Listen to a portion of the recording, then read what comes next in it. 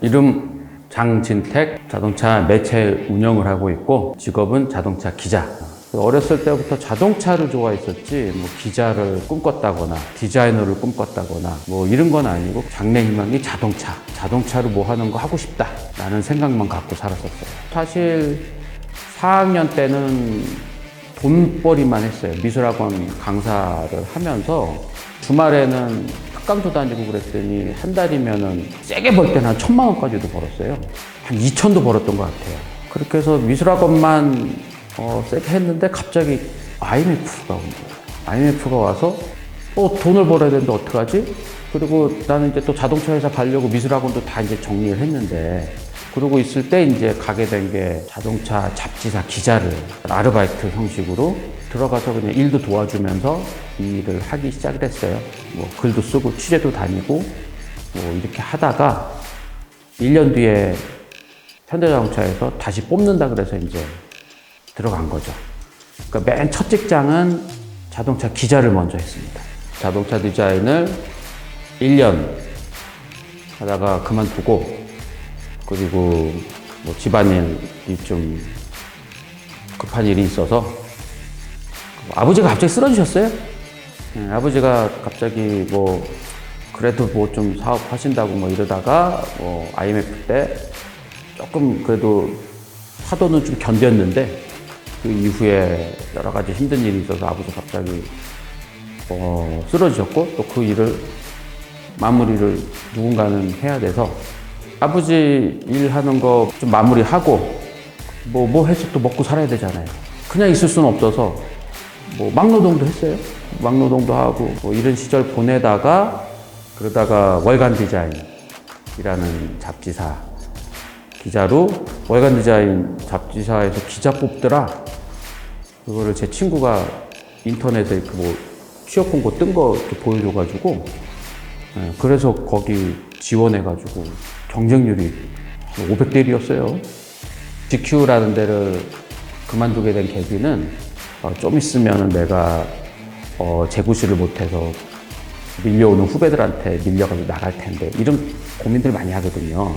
그리고 그때 이제 실제로 끝내주는 후배들이 막 밀려 들어왔어요. 후배들이 글을 쓰면 제가 글을 봐주고는 있지만 나보다 말도 안 되게 너무 잘 쓰는 거야. 내가 이 친구들 글을 보고 있는 것 자체가 미안할 정도로. 대표적인 게 허지웅이 그때 있었습니다. 영어 잡지 쪽에 있다가 GQ로 들어왔는데 되게 비판적인 거 위주로 막 뭐 이런 거 결국 쓰더라고. 잘 썼어.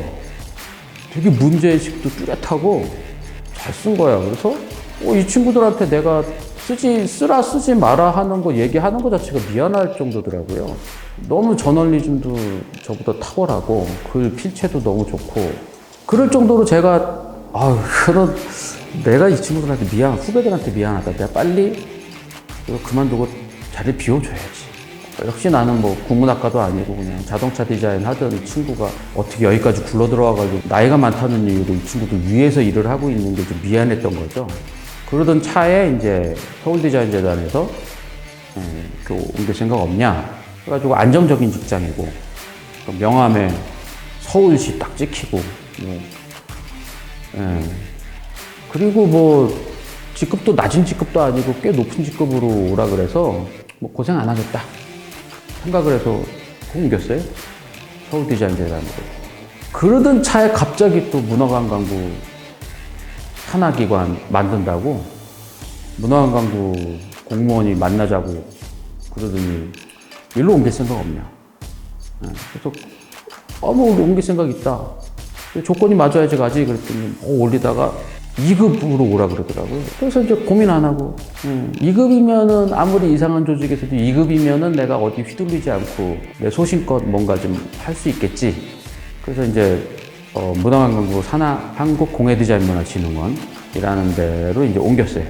다 어디 가서 뭐 좀 예산 좀 잘 통과하게 좀 해주십시오 뭐 이런 거. 그리고 막 이 사람이 시킨 거 이 사람 일거수일투족 보고하라 그런 거 이 사람한테 보고해주고 이 사람이 보고하라 그러면 이 사람한테 보고해주고 맨날 이런 역할이나 하고 그런 실없는 일을 하면서 나라 세금으로 월급을 받다가 일찌감치 내 사업 시작하자.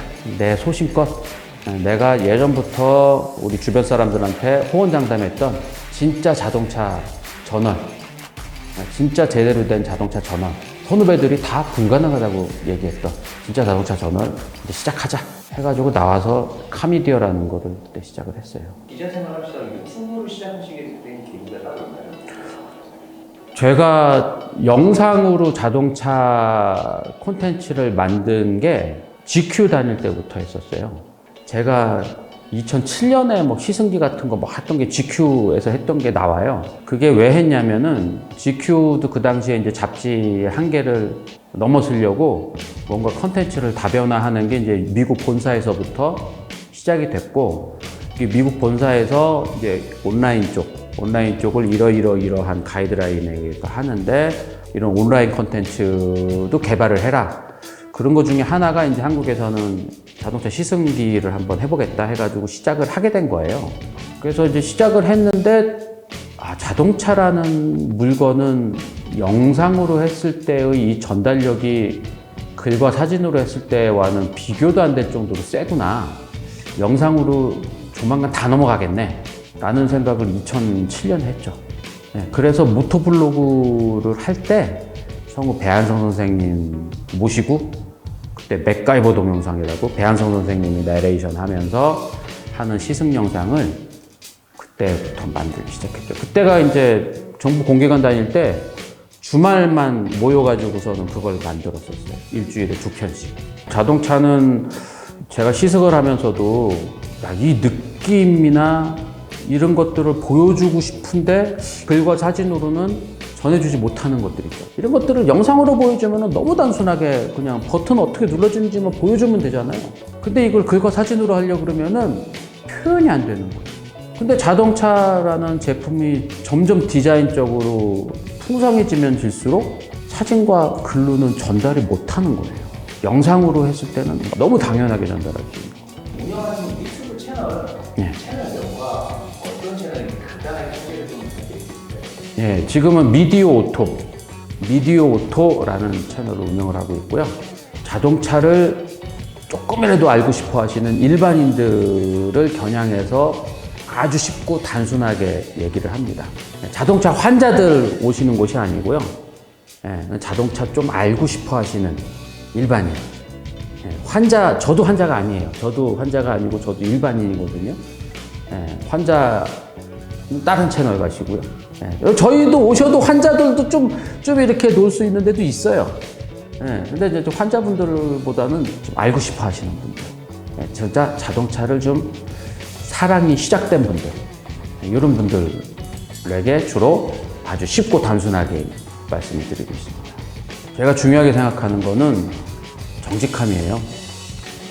어렸을 때부터도 그냥 막연하게 정직해야 된다 라고 주입이 되기도 했지만, 살면 살수록 느끼는 게 이 정직함의 무게에 대해서 많이 느끼고 있고, 이 자동차 매체가 지금 현대 자동차에서 시승회를 하면은 300군데를 케어를 해야 된대요.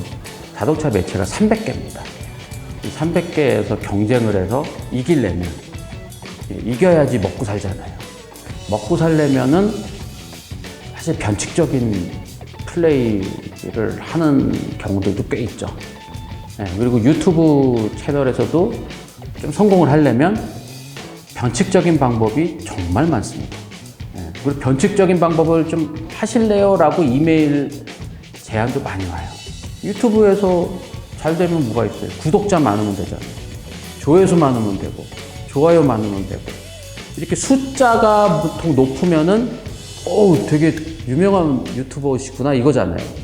근데 그 숫자를 높이는 방법이 아주 쉽게 있어요. 돈만 쓰면 다 돼요. 그래서 숫자를 늘리고 좀 더 유명해지고 뭐 이렇게 제대로 하려면은 뭐 알게 모르게 다들 그냥 돈 좀 쓰면서 한다라는 얘기를 많이들 해요. 그거 안 쓰면서 뭐 몇십만짜리 하는 사람이 어딨냐. 연예인 아니고서는. 돈 안 쓰고 구독자 몇백만 넘은 사람은 백종원 선생님밖에 없다. 뭐 이런 얘기도 있고 막 그래요. 백종원 선생님이랑 아이유밖에 없다. 뭐 이런 얘기들 해요. 그럴 정도로 뭔가 이렇게 대부분 다 이렇게 돈 쓰면서 한다고들 얘기를 하더라고요. 그래서 저한테도 많이 이제 여러 회사들, 그런 거를 숫자를 늘려주는 여러 회사들이 일단 돈 안 받고도 일단 해주겠다라는 제안도 하고 뭐 이랬는데, 속으로 이 생각을 해요. 그렇게까지 해서 유명해지고 싶지 않습니다. 그렇게까지 해서 뭐 숫자 늘려가지고 하고 싶지 않아요. 지금까지도 그렇게 살아왔고, 반칙해서 이겨봤자 무슨 의미가 있겠어요. 많이 편해졌습니까? 이제 좀 편해졌으면은 주변 것도 좀 더 세심하게 쳐다보고, 가족들도 좀 보살피고, 직원들도 좀 더 보살피고, 좀 더 뜻깊은 일을 하나씩 더 챙기십시오. 네. 제가 늘 이 생각을 많이 해요. 공예디자인문화진흥원 그만두고 창업을 하기까지 한 7개월 정도가 있었는데, 그때 제가 사기로 2번 당했어요.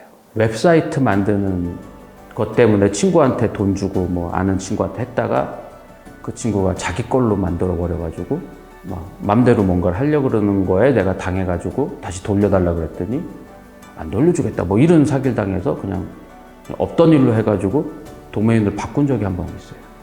근데 카미디어를 하면서도 여러 가지 힘든 일이 많이 생길 때마다 그 시절을 떠올리는 거예요. 그때는 도메인만 만들어서 뭔가 웹사이트만 있어도 행복해질 것이라고 네가 생각했었잖아. 지금 다 있는데 왜 그렇게 불행하다고 생각을 해? 그때 생각해봐. 지금 많이 갖고 있는 거야. 이 생각하면서 늘 버텼거든요. 1년 후에 장진택도 그때 고민 되게 많을 거예요. 늘 고민 있고, 뭐 40만 되면은 60만 바라보고, 왜 내가 쟤보다 못한 게 없는데 나는 왜 40만 밖에 안 될까 생각을 하지만, 지금 저는 40만 정도 바라보면 되게 높은 것 같거든요. 지금 20만도 못 넘어가지고 지금 19만에서 머물러 있는 듯 해가지고 고민이에요. 이게 한마디로 될지 모르겠는데, 사랑을 깨달아야 됩니다. 제 인생의 가장 큰 전환점은 사랑이라는 거를 깨달으면서 새로운 뭔가가 확 만들어졌어요. 뭔가 하나를 할 때도 사랑이라는 거를 생각을 하면서 좀 더 세심하게, 좀 더 잘하려고 노력을 했었고, 사실 그 전에는 그냥 시키는 거 그냥 이렇게 하고 뭐 이랬던 시절도 있었지만, 사랑이라는 거를 깨달으면서 움직이기 시작을 하면서는 뭔가 제 손끝 하나의 움직임 자체도 다 바뀌었어요. 뭔가 다 공이 들어가고 정성이 들어가고, 그리고 뭔가 목적이 생기고 이런 것들이 있었거든요. 너무 어려운 얘기일 수 있는데 이거예요. 남녀 간의 사랑이 아니고 우리 모두 부모님에 대한 사랑, 친구에 대한 사랑, 후배에 대한 사랑, 아니면 우리 모든 국민들에 대한 사랑도 있을 수 있어요. 이 사랑을 깨닫고 이 사랑을 위해서 살기 시작하면 없던 에너지가 생깁니다. 사랑하세요. 심폐소생꿈 좋아요, 구독! 미디오토도 좋아요, 구독 해주세요.